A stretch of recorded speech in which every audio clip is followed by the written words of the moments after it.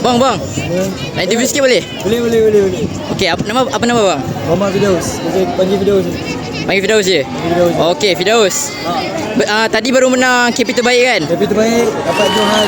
Dapat Johan, wow. For the first time in a few years kita dapat Johan. Hasil nombor 2, sekarang kita dapat Johan nombor 1. Okey, apa perasaan bila cikgu umumkan KRS Johan? Rasa gembira dan tak sangka lah.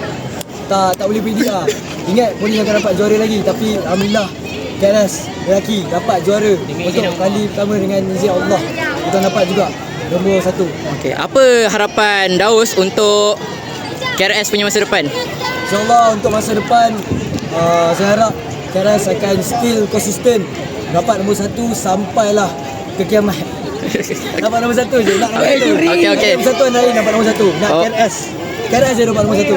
Okey, masih. Ya, satu lagi. Okey, apa? I'm the best in the world. Nobody is on my level.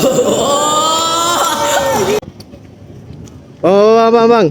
Nak interview sikit boleh? Boleh. Okey.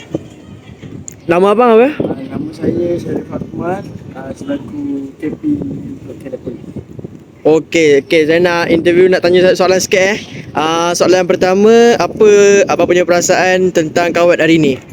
Bagi saya, kawat hari ini cukup memuaskan bagi untuk skor saya dengan yang lain-lain.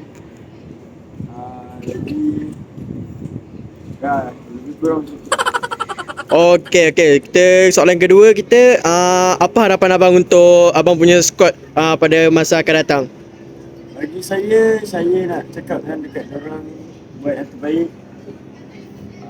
Kalau ada salah perbetulkan. Jadi untuk yang jurulatih, jangan dera budak sangat, nanti budak tak nak masuk. Kalau dera elok-elok, dera betul-betul. Tolak dia, lepak dia. Kalau bagi. Okey bang, terima kasih. Kawat kaki